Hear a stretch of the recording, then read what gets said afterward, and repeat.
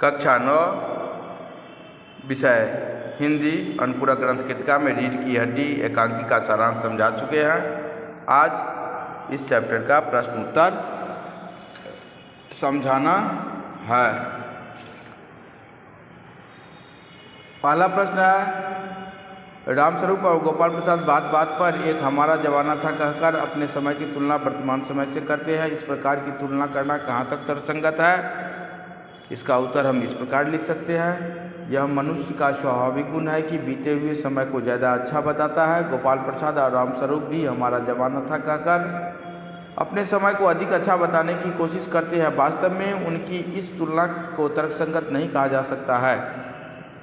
हो सकता है कि कुछ बातें उस समय में अच्छी रही हो, पर सारी बातें अच्छी रही हो, यह संभव नहीं। जो बातें अच्छी थी वे तत्कालीन समाज की परिस्थिति में खरी उतरी होगी, पर बदलते समय के अनुसार वे सही ही हो यह आवश्यक नहीं। हर समाज की आवश्यकताएं समयानुसार बदलती रहती है। जैसे पहले स्त्रियों को पढ़ाना भले आवश्यक न समझा जाता रहा हो, पर आज स्त्रियों को पढ़ाना या स्त्रियों की शिक्षा समाज की आवश्यकता बन चुकी है। इस तरह आज की बातें आज के परिप्रेक्ष्य में अच्छी है और तत्कालीन समाज के लिए ये बातें अच्छी नहीं होगी। इस प्रकार उनके द्वारा की गई तुलना तर्कसंगत नहीं है।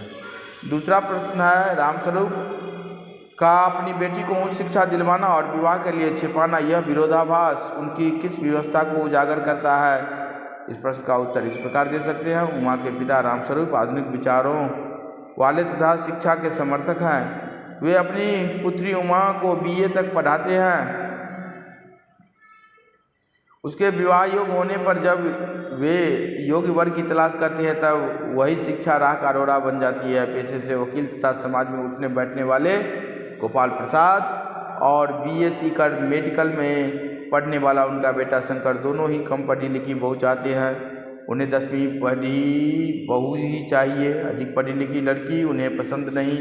अपनी बेटी की शादी के लिए रामस्वरूप इस बात को छिपा जाते हैं। उनके आचरण का यह विरोधाभास उनकी विशेषता को प्रकट करता है कि आधुनिक समाज का सभ्य नागरिक होने के बावजूद उन्हें रूढ़वादी लोगों के दबाव में झुकना पड़ रहा है।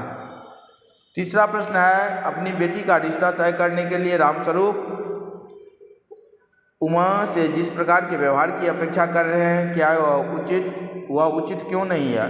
इस प्रश्न का उत्तर हम इस प्रकार दे सकते हैं, अपनी बेटी की रिश्ते के लिए रामस्वरूप उमा से जिस व्यवहार की अपेक्षा कर रहे थे वह कहीं से उचित नहीं था। वे चाहते थे कि उमा लड़के वालों के सामने सज धज कर जाए, अर्थात गोपाल प्रसाद शंकर के सामने सज धज कर जाए तथा अपनी BA पास होने की बात छिपाकर 10वीं पास होना बताए।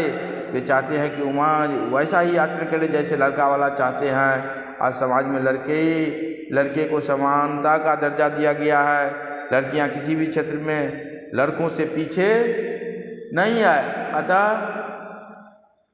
अतः लड़की कोई वस्तु या मूक जानवर नहीं कि किसी के इशारे पर कार्य करे। उसका भी अधिकार है कि जिसके साथ उसे जीवन भर रहना है उसके बारे में जाने, उसकी रुचियों पसंद नापसंद का भी सम्मान किया जाना चाहिए। चौथा प्रश्न है, गोपाल प्रसाद विवाह को बिजनेस मानते हैं और रामस्वरूप अपनी बेटी की उच्च शिक्षा छिपाते हैं। क्या आप मानते हैं कि दोनों ही समान रूप से अपराधी है? अपने विचार लिखे। इस प्रश्न का उत्तर हम इस प्रकार दे सकते हैं, आधुनिक विचार रखने वाले तथा शिक्षा के प्रति स्वस्थ दृष्टिकोण रखने वाले रामस्वरूप ने बेटी की उच्च शिक्षा दिलवाई कि उच्च शिक्षा प्राप्त उनकी बेटी का विवाह अत्यंत आसानी से हो जाएगा, पर अंततः उन्हें अपनी सोच बदलनी पड़ी। उधर गोपाल प्रसाद वकील होकर भी रूढ़वादी विचारों के व्यक्ति हैं। उनका मानना है कि उच्च शिक्षा प्राप्त लड़की घर के लिए अच्छी नहीं होती। इसलिए रामस्वरूप गोपाल प्रसाद की अपेक्षा कम अपराधी है, क्योंकि परिस्थितियों से विवश होकर उन्होंने झूठ बोला। हालांकि झूठ बोलना भी अपराध है। अगर कोई भी किसी कारण मजबूरी में चोरी करता है तो क्या वह चोर नहीं कहलाएगा? क्या वह अपराधी नहीं होगा? निश्चित रूप से अपराधी ही कहलाएगा। इस तरह दोनों ही अपराधी है। तो 4 प्रश्नों का उत्तर समझा दिए हैं, बाकी प्रश्नों का उत्तर दूसरे दिन समझाएंगे।